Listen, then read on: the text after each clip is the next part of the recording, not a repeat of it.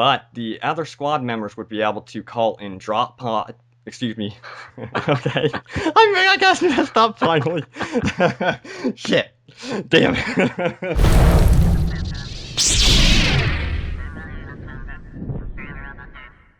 Hey guys, welcome back to Battlefront Updates. As you might have seen from the intro, this video is a bit special because I got the chance to do a video with Robby from Star Wars HQ. And for those of you who don't know, Star Wars HQ is a YouTube channel dedicated to Star Wars Battlefront and a few other games as well. So make sure to check out their channel, the link will be in the description below and on the screen right now. We decided to have a little discussion about heroes and villains and how we think they should be implemented in the upcoming game. So without any further ado, enjoy the video.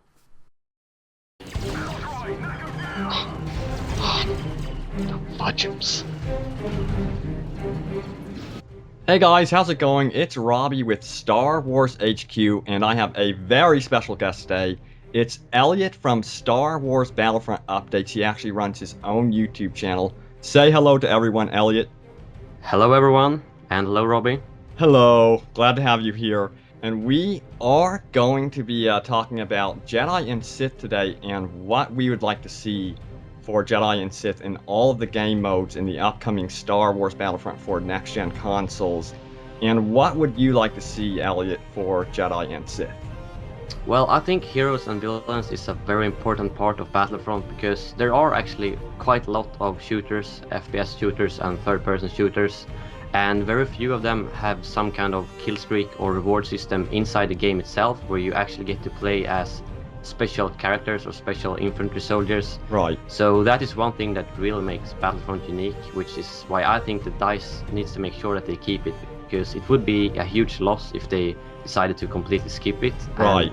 I totally Because agree. a lot of people have been like worried that they will just make a Battlefield version with, you know, a Star Wars skin.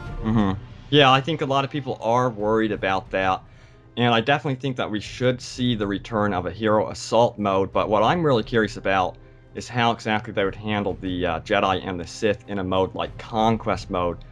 But for squads, I think they should have a meter to where you are building up that meter as a squad, as a unit, and you will be rewarded with a Jedi, and the best squad member will be able to control that Jedi, and the other squad members will be able to call in drop pods and actually obtain specialized weapons like miniguns and more powerful weapons. And then also jetpacks, so they would be able to escort the Jedi to unique objectives on the map, like capturing radar or other capture points on top of buildings. And also what this would really encourage is the Jedi versus Sith combat. I don't really think it should be about Jedi taking on poor stormtroopers because they're going to be pretty defenseless against the Jedi power. So what they need to do is have Sith encouraged to go to capture points that are unique to them alone, which would probably be on high points of the map, and then the same thing for Jedi, so you know that these Jedi and Sith are really going to be clashing during the course of the game. So what do you think of that idea? Yeah, I think it's a great idea with squads because, as you say, it should be obtainable by doing like different kind of objectives, such as, you know, med packs, capturing bases and stuff. Right. Because something that I know from a lot of games is that if you just choose that as soon as someone gets, I don't know, 15 kills in a row, you get a reward, that simply doesn't work because it really ruins the gameplay in terms of team play and pace. Because what happens then is usually that someone just sits in a corner the whole game and camps in order to keep his kill streak. So if we go with your idea, it means that the squad will have to work together, and the kill streak maybe shouldn't reset whenever you die, a bit like in Battlefront 2, where your score kind of continues whenever you die, so that it's more like the total score, like you said, a meter you have to fill up in the squad. I think that's a really good idea because it would like remove the risk of people getting too greedy and just standing in a corner trying to get the kill streak. Right, yeah, encourage that teamwork, because another game I got to play was the Titanfall Alpha, and after playing that game, you realize just how often you're getting these mechs. And I don't think that just one player on the team should be able to play as the Jedi hero. You know, I don't think that's right. I think that the flow of the game should be very unique to Star Wars Battlefront. It really shouldn't feel like Battlefield 4 at all. It shouldn't feel like any other game. that we've ever played. And I think it would be great if you're building up this meter, and then all of a sudden, every squad, there would be about 16 squads in the game. Of course, like with 64 players, you'd get 16 squads. That's 16 Jedi. So by the middle of the game, a match, to the end of the game, you'd have a bunch of Jedi versus Sith battles. You'd have a bunch of specialized commandos and then specialized rebel units facing off against each other, and the whole flow of the map and the match would absolutely change. You'd have Levolution events going on near the tail end of the map, and I think that flow would be very, very interesting to Star Wars Battlefront. Yeah, I completely agree. I mean, it's going to be a very hard task for DICE to manage to balance this, but if we do, like you say, with about 16 heroes or villains per team, that means that they can be almost as good as a Stormtrooper, a little bit better. Right. But the thing is going to be that if we play in squads, like you say, it's going to really put teamwork to a new level, because then all the Stormtroopers have to keep away the other shooters or the other rebels, while the Sith have to deal with the Jedi, because a Jedi realistically can take on, like, let's say that you face 3 rebel players at the same time. I don't think you should be able to like block all of the right. Totally agree. Like shots from them. Yeah, exactly. Yeah. Because it needs to be.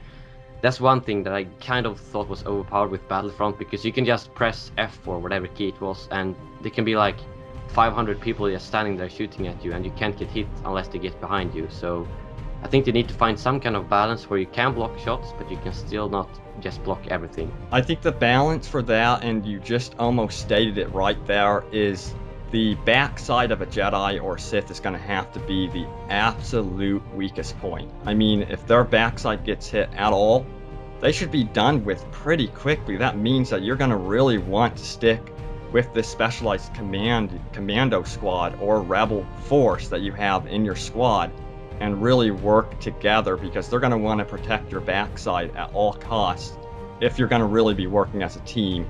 And I think that'd be so cool. And then, of course, you have the actual force powers. And I know you, in Star Wars Battlefront 2 in multiplayer, you choke me to death all the time, and I get really sick of it. But I honestly think those type of force powers really shouldn't be in the game at all. I think that it should be more about, picking up objects and not really pushing other players, because the flow of the game is very important. I think at all times, every single player, no matter what you're doing, should have absolute control over what they're doing. Yeah, that's one point that I thought about as well, that how they will implement the force powers, because as you said, the force choke is very overpowered, because you really can't do anything. And as you said, I think we should have some kind of free force powers where I know it's going to be kind of hard to make controls for that, but some kind of free force powers where you can pretty much pick up any loose objects. And I think a good way to implement that would be to have some kind of force power meter that slowly recharges, and whenever you pick up like a small stone, you will only use a small part of it. But if you decide to pick up, like, I don't know if you should be able to pick up vehicles, that might be a bit overpowered, but if you pick up like a huge stone, or if you just flip over a tree or something like that, that should take more force power than just lifting up and throwing a small rock. So I know it's going to be kind of hard to implement, but I would really love to see some kind of free force power system. I really think it is going to be hard to implement. I could see so many balancing problems with this, and I definitely don't think that you should be able to pick up vehicles at all, because, if a player's in their vehicle, they finally feel like they've gotten that vehicle, perhaps, they've earned their way to it in some manner, and then just to be taken out instantly by force power, that's not fair. And, the only thing I can think of with force powers being super powerful is the game Force Unleashed. That was like a separate case. You don't even see those type of powers in the film. So I think they should keep it more in line with the films, like you said, picking up objects, taking the time out to aim them, and really impacting the environment. For example, with Levolution, if you're being attacked from a certain area, like from the north, for example, it'd be neat to see the ability to knock down a wall and create a barrier there just for a little bit. And of course, the Sith can come in and counter that and destroy that wall. I think those are the type of things I would like to see for force powers. Yeah, definitely. I think that's a good way to implement it because I don't know. It's going to be really interesting to see like how DICE does because it would be a very complicated system both in terms of like computer power and how it would work. Because Right. I don't know, you've played Battlefield 4 just as me, and I've noticed that there's a lot of things you can destroy in Battlefield 4. I keep I getting know. surprised of how much stuff you can actually blow up. Like, oh, I found a wall, I'm safe, and then boom, it's gone in like 2 seconds. It gets So crazy. yeah, exactly. So hopefully they will be able to make that even better in the Battlefront game. I think they will. Somehow, yeah. Yeah. So And one thing I thought about Go as ahead. well is like how long you should be able to be a hero or villain, because I think the system in the old games honestly would not work, because the way it works like there is that if you kill someone, your meter recharges a little bit, which means that you could potentially be a hero or villain for the whole game if you get Right. enough kills. I think Yeah. it should just be like a standard HP. Like, okay, if you get hit by 2 bullets, you're dead, like any other player. I mean, they shouldn't take any more damage than a normal player. The only thing they can do is that they can use the force to protect them, but they can't survive more Right. laser hits than any other person. I totally agree with that. They're way too overpowered as it is right now in Star Wars Battlefront 2. They actually need to tone that back for the next Battlefront. And I think that when you are playing as a Jedi, I don't know, do you think that you should be able to be healed by your squad members? Because I think that would be okay. Because that would actually Yeah. encourage you to stick beside your squad mates, even as a Jedi. Right now, if you become a Jedi in Star Wars Battlefront 2, you just dart off. You don't Yeah, care exactly. what you're doing. You just go off and start slaughtering as many soldiers as possible, and you're moving way, way too fast. I think that the sprint speed has to be lowered significantly in Yeah, Star Wars Battlefront 2 because I don't want them to be too overpowered. And if you do die as a Jedi, you should be able to get a new Jedi, just like Titanfall's Max. That shouldn't be it for you. You shouldn't just be able to play as one Jedi during the course of the game. If he does die, you have that opportunity to once again become a Jedi, but you have to build up that meter as a squad, and you're always sticking with your squad throughout the entirety of the game. Yeah, I completely agree. And about the, as you said about the healing thing, I mean, if a normal player should be able to be healed, a hero should be able to be healed as well. Mm-hmm. They should pretty much. I think, yeah, like what you're saying, they're pretty overpowered right now, and the speed thing as well. I mean, there's nothing in the movies making the Jedi's or Siths running faster. All they can do is jump higher and survive longer falls. So yeah, they really shouldn't be able to like run as fast as in Battlefront 2, because that's kind of overpowered. Right. And as you said, well, I think that the Jedi's and the Sith should actually be more similar to the normal infantry soldiers in the upcoming game than they currently are. The only difference should be that they have completely different powers and weapons than the normal infantry soldiers, but they shouldn't be like a completely new class or whatever you should call it, like they are right now. Yeah, I totally agree with that. That is exactly what I was thinking. I don't think they should be treated as almost like some overpowered vehicle or boss. They should be, you know, the reason why you'd want to have your squad with jetpacks, or in the case of Rebels, maybe grappling hooks. I don't know what the Rebels would get exactly. Maybe they do have jetpacks in the Star Wars lore. I'm not really certain. But that would enable everyone to travel together, even with a Jedi, because a Jedi would be able to jump up really high, and then the squad members would be able to use their jetpacks to join them to capture those points. And I think that would be so cool to see that in the new Star Wars Battlefront. Okay, yeah, when you mentioned that about like going to the same command post, I actually thought of an idea. I'm not sure if it would work, but I think that, let's say that the Jedi jumps up to the command post and there's some kind of rock or like planks or whatever. Maybe the other teammates could actually stand on them and the hero could actually use his force powers to lift them up.